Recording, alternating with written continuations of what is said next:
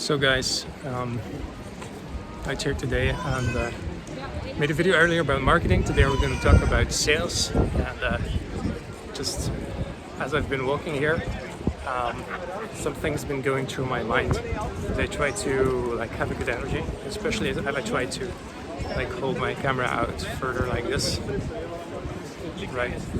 I do it like this. It feels a bit different because it feels like it pulls more attention or something, whatever. But I think the most important part is to have good energy, whether it's out here, whether it's on the sales call. So I think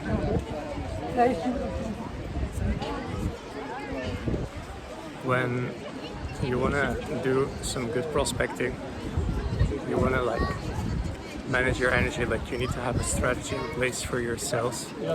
But you want to have good energy as well, especially if you're selling B2C, you want to have good energy. And then if you're selling B2B, the energy is still important.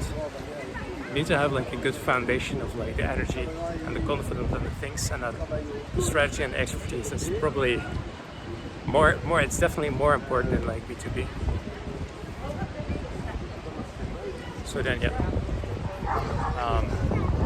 B2C it's important to some extent, but not as much. It's more the confidence and the people skills. Whereas in B2B, you still need the people skills, but you also need the foundation, the expertise and the strategy. So what I would say, just do a lot of repetitions. When doing outbound, whether it's inbound, whether it's sales meetings, you need a lot of repetition to practice and do a lot of calls, practice different scripts. And so if you want to sell someone, you really need to understand where their pain points are at, what are they struggling with, and you need to kind of be the consultant on that. You need to be able to probe someone on their problems and within their situation, because people are going to stay usually on a surface level, so you need to probe for deeper insights. It's usually what you need to do. And then as you gain trust, you can probe somewhat better into more meaningful questions. Then you find the answer better usually. So that's one thing you can do. And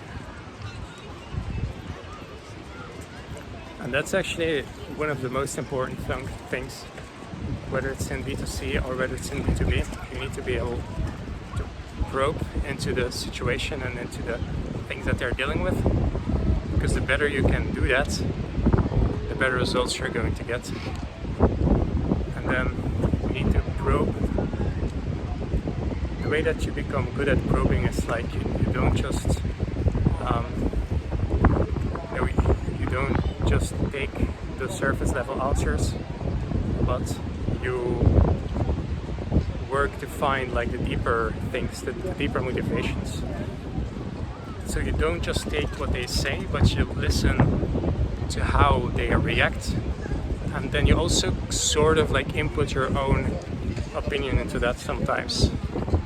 If you do that too much, that won't be good, but sometimes you can get away with that, and sometimes I think it's even a good idea to have your own opinion a little bit in the sales meeting. So yeah, but usually you don't want to do that too much, because then it's cheesy, and it's people are I'm here because I want to improve myself. This is your opinion, this is not my opinion. So you need to be aware of that. So yeah. Anyway.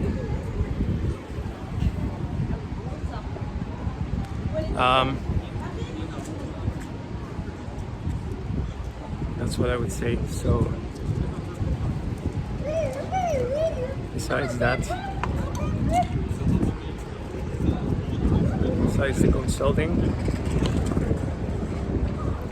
Once you get them to kind of see their own situation better, you probe into their pain points, you get them to admit their pain, but you also get them to bring it to the surface for themselves, and you get them to understand their own situation better. That's going to help a lot. And then they're going to see you more as an expert as well, right? So that helps.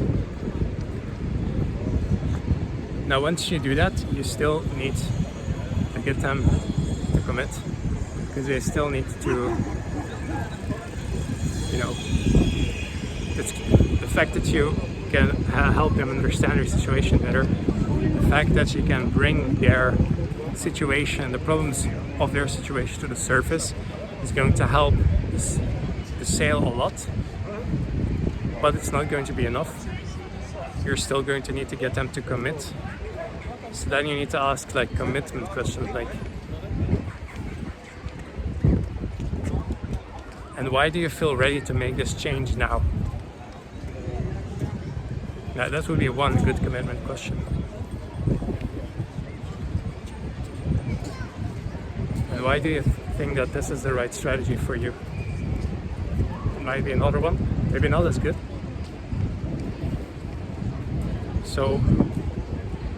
So you've tried all these things in the past. What's going to be different for you this time? That would be another one that you can use. It's really, you need to have like a clear mind and good intent and good energy, and you need to be present, but you need to have all those things, because all those things are going to determine that. So yeah, be present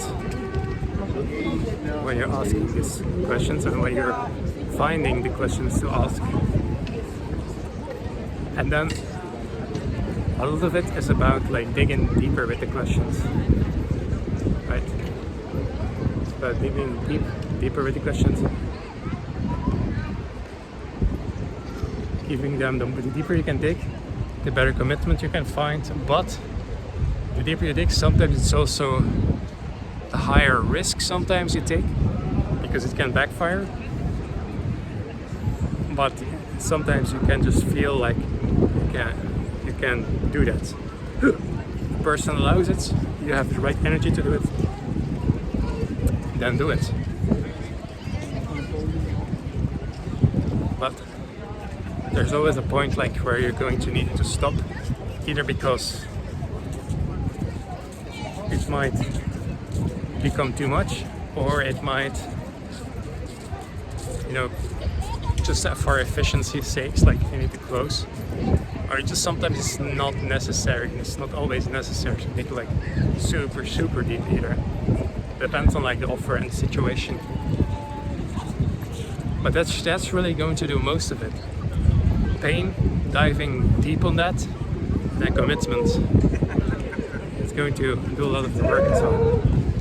So yeah, but once you get the commitment,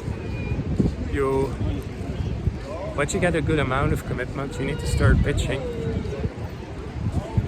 And then with the pitch, it's really about presenting your offer and having confidence. They should already be about 70%, like at least probably 70% convinced before you pitch. And the pitch should get them from 70% to 90%, right? Then the objection handling at the end should get them from 90% to 100%. Or maybe it's like discovery should be like 60% of the work. Then like pitch gets them from 60 to 80. And then the objection handling gets them from 80 to 100. That should kind of be like the structure. But notice that the objection handling is only 20%, right? The pitch is 20%. Most people kind of agree with that. Pitch is, not that important. But the thing that most people disagree with is like the objection handling. People think the objection handling is sometimes more important than the discovery. So work a lot on the discovery. It's going to help. So yeah.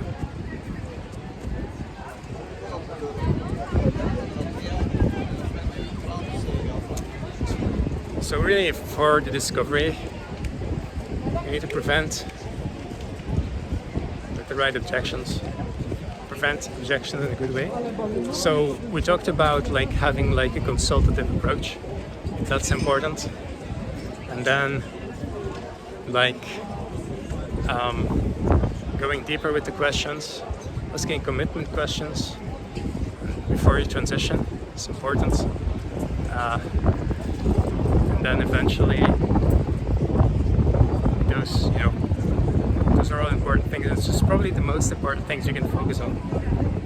But here are some additional things like objection prevention, and I would say dealing with like rejection. So objection prevention is like when you are in the discovery and when you are in the discovery and there's certain things like you feel like you feel like they might not be the decision maker. Decision maker is not there. Then you need to handle that in discovery. You feel like maybe they don't have the money. You might need to handle that in discovery. Or you feel like they have some doubts coming up. You're going to need to handle that in the discovery, and not at the end when you try to close them. So those are also like important to be aware of that. Then another thing is really when you for doing that, for asking those difficult questions, for asking commitment questions, for probing, for objection prevention, for all of that, there's a certain degree of confidence you need to have in the question. And so in order to do that, you need to be rejection proof in a way, because you need to be able to ask that question, and then like if the person is not going to not going to respond to that, or you might maybe feel a bit of a weird question, then you need to be able to be resistant to that. You need to be okay with that. You need to be fine afterwards when they give you like some rejection or whatever. So that might be one thing. And for things like that, obviously like asking these questions and like practicing is going to be a very, very important thing. Like it's going to be what is going to get you the most progress. Other part is just like going to be general rejection, like acceptance, right? It's going to be part of it. Things like what I'm doing right now. But then a big part of it is also going to be the skill, right? Because the more skill that you have, the better you know that the questions will land properly.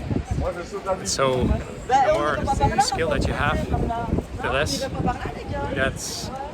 the less chance you have that these questions are going to backfire, right? So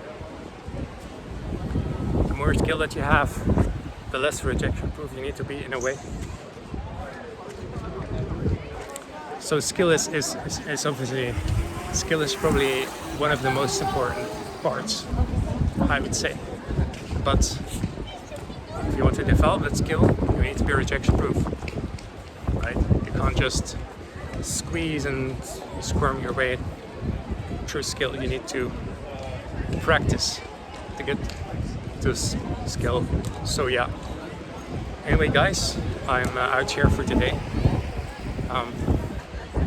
I hope you find something useful. It didn't turn exactly the way I wanted to, but I hope you found it useful, and I'll see you guys next time. Hope you have a great day. Cheers. Good luck on your sales calls. See you.